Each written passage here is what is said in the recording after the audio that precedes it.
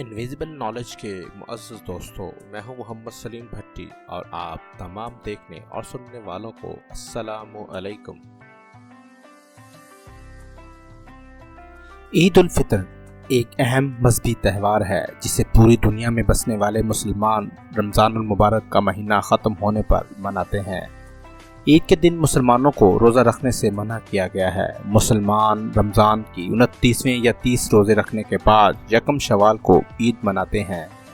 کسی بھی قمری ہجری مہینے کا آغاز مقامی مذہبی رہنما کے چاند نظر آنے کے فیصلے سے ہوتا ہے۔ یہی وجہ ہے دنیا کے مختلف ممالک میں عید مختلف دنوں میں منائی جاتی ہے۔ اس کے برعکس کچھ ممالک ایسے ہیں جو سعودی عرب کی پیروی کرتے ہیں۔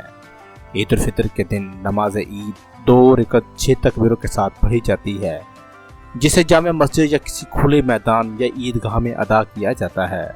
اس میں 6 زائد تکبیریں ہوتی ہیں، جن میں سے 3 پہلی رکعت کے شروع میں ہی ہوتی ہیں اور بقیہ 3 رکعت کے رکوع میں جانے سے پہلے ادا کی جاتی ہیں۔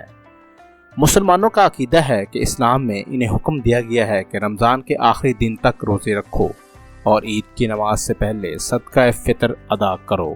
عید الفطر عالم اسلام کا ایک مذہبی تہوار ہے جو ماہ رمضان المبارک کے اختتام کی نشاندہی کرتا ہے اور ہر سال بڑی عقیدت و جوش و خروش سے یکم شوال کو منایا جاتا ہے، جبکہ شوال اسلامی تقویم کا 10واں مہینہ ہے۔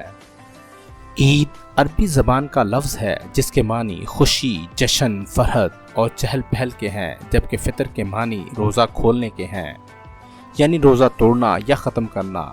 عید الفطر کے دن روزوں کا سلسلہ ختم ہو جاتا ہے۔ اس روز اللہ تعالی بندوں کو روزہ اور عبادت رمضان کا ثواب عطا فرماتے ہیں، لہذا اس تہوار کو عید الفطر قرار دیا گیا ہے۔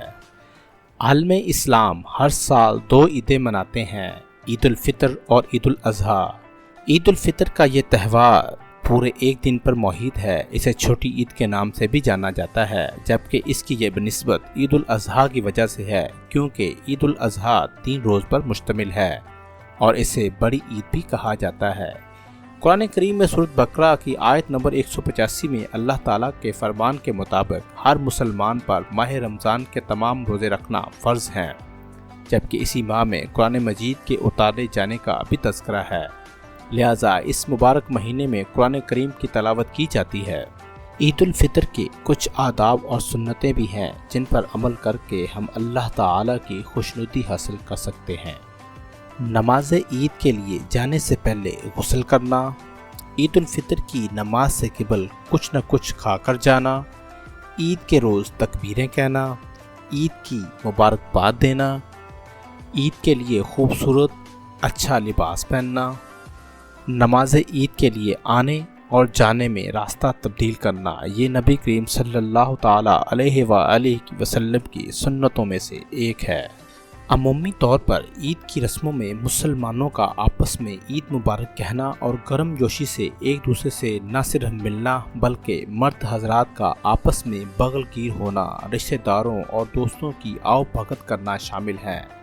اس کے علاوہ بڑے بوڑھے بچے جوان نت نئے کپڑے زیب تن کرتے ہیں اور خوشی کا اظہار کرتے ہیں، ایک دوسرے کی دعوت کرتے ہیں، مختلف قسم کے کھانے پکائے جاتے ہیں اور جگہ جگہ میلے ٹھیلے منعقد ہوتے ہیں جن میں اکثر مقامی زبان اور علاقائی ثقافت کا عنصر بھی شامل ہوتا ہے۔ خصوصی طور پر مسلمان صبح سویرے سورج نکلنے سے پہلے بیدار ہوتے ہیں اور نماز فجر ادا کرتے ہیں، پھر دن چڑھے نماز عید سے پہلے کچھ میٹھا یا پھر کھجوریں کھاتے ہیں جو نبی کریم صلی اللہ تعالیٰ علیہ وآلہ وسلم کی سنت ہے اور اس دن روزہ کے نہ ہونے کی علامت ہے۔ مسلمانوں کی ایسے موقع پر اچھے یا نئے لباس زیب تن کرنے کی حوصلہ افزائی کی جاتی ہے، جبکہ نئے اور عمدہ لباس پہن کر مسلمان اجتماعی طور پر عید کی نماز ادا کرنے کے لیے مساجد، عیدگاہوں اور کھلے میدانوں میں جاتے ہیں۔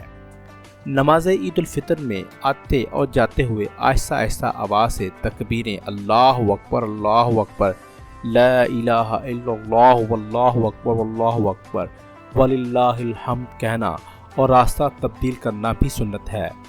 عید کے روز غسل کرنا، خوشبو استعمال کرنا اور اچھے لباس پہننا بھی سنت ہے۔ عید الفطر کے روز روزہ رکھنا حرام ہے۔ عید کی نماز کا وقت سورج کے ایک نیزے کے برابر بلند ہونے سے ضحوہ کبریٰ تک ہے۔ ضحوہ کبریٰ کا صبح صادق سے غروب آفتاب تک کے کل وقت کا نصف پورا ہونے پر آغاز ہوتا ہے۔ ہر نماز کے ادا کرنے سے پہلے اذان کا دیا جانا اور اقامت کا کہنا ضروری ہے، مگر عید کی نماز کو اذان اور اقامت سے مستثنیٰ رکھا گیا ہے، جبکہ اس نماز کی صرف 2 رکعت ہوتی ہیں۔ پہلی رکعت میں ثنا کے بعد اور دوسری رکعت میں قرات سورہ کے بعد ہاتھ اٹھا کر 3 زائد تکبیریں مسنون ہیں۔ عید الفطر کی نماز کے موقع پر خطبہ عید کے علاوہ بنی نوع انسانیت کی بھلائی اور عالم اسلام کے لیے خصوصی دعائیں کی جاتی ہیں، جس میں اللہ تعالیٰ سے کوتاہیوں اور گناہوں کی معافی مانگی جاتی ہے، اللہ تعالیٰ سے اس کی مدد اور رحمت مانگی جاتی ہے۔ اس کے علاوہ خطبہ عید میں عید الفطر سے متعلق مذہبی ذمہ داریوں کی تلقین کی جاتی ہے، جیسے فطرانہ کی ادائیگی وغیرہ۔ اس کے بعد دعا کے اختتام پر اکثر لوگ اپنے دائیں بائیں بیٹھے ہوئے مسلمان بھائیوں کو عید مبارک کہتا ہوا بغل گیر ہو جاتا ہے۔ نماز کی ادائیگی کے بعد لوگ اپنے رشتہ داروں، دوستوں اور جان پہچان کے تمام لوگوں کی طرف ملاقات کی غرض سے جاتے ہیں، جبکہ کچھ لوگ زیارت القبور کی خاطر قبرستان کی طرف جاتے ہیں۔ صدقہ فطر واجب ہے۔ صدقہ فطر عید نماز سے پہلے ادا کرنا چاہیے، ورنہ عام صدقہ شمار ہوگا۔ صدقہ فطر ہر صاحب نصاب مسلمان مرد عورت آزاد عاقل بالغ پر فرض ہے۔ صدقہ فطر 2 کلو گرام گندم، 3.5 کلو گرام جو، کھجور یا کشمش میں سے جو چیز زیر استعمال ہو وہی دینی چاہیے یا ان کی جو قیمت بنتی ہے۔ صدقہ فطر ادا کرنے کا وقت آخری روزہ افطار کرنے کے بعد شروع ہو جاتا ہے، لیکن نماز عید سے پہلے تک ادا کیا جا سکتا ہے، جبکہ اس کی مقدار مندرجہ بالا اجناس کی نسبت سے ہے۔ البتہ اس کے علاوہ اس کے برابر قیمت نقدی کی شکل میں بھی ادا کی جا سکتی ہے، جس کا تعین مقامی طور پر کیا جاتا ہے اور زیادہ تر مدارس میں ادا کر دیا جاتا ہے، یا پھر مقامی ضرورت مندوں، غربا اور مساکین بیوگان میں تقسیم کر دیا جاتا ہے۔ اسلامی روایات میں عید الفطر ماہ رمضان المبارک کے اختتام کی ایک علامت ہے، جبکہ مسلم برادری میں روزہ بنیادی اقدار کا حامل ہے۔ علماء کے نزدیک بنیادی طور پر روزے کا امتیاز یہ ہے کہ اسے انسان کی نفسی محکومی پر روحانیت کی مہر ثبت کرنا تصور کیا جاتا ہے۔ اقوام عالم میں مسلم امہ عید کا تہوار بڑے شاندار انداز میں مناتے ہوئے نظر آتے ہیں۔ آج پوری دنیا میں مسلمان بڑی دھوم دھام سے عید الفطر کا تہوار مناتے ہیں، جہاں خوشی منانے کے ساتھ ساتھ اسلامی اخلاقی اقدار کی پاسداری بھی کی جاتی ہے، جبکہ اقوام عالم امت مسلمہ کے اس تہوار کو بڑی قدر کی نگاہ سے دیکھتے ہیں۔ پاکستان میں جو ایک اسلامی نظریاتی مملکت ہے، عید بڑے شاندار طریقے سے منائی جاتی ہے۔ سرکاری طور پر عام تعطیلات ہوتی ہیں، بچہ ہو یا بڑا، عید کی تیاریوں میں جوش و خروش کا عنصر بھی شامل ہوتا ہے۔